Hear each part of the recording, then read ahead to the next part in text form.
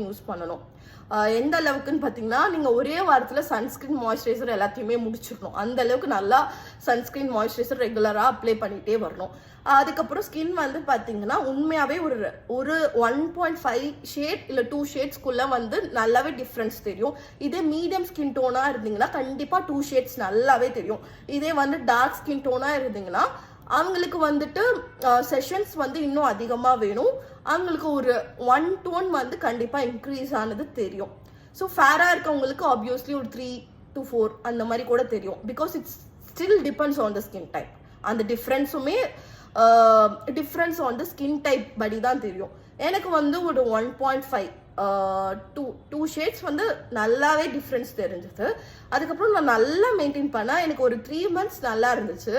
அது கூட வந்து glutathione tablets, vitamin C serum, plus வந்துட்டு பிக்மெண்டேஷனுக்கு சீரம் கொடுத்துருந்தாங்க.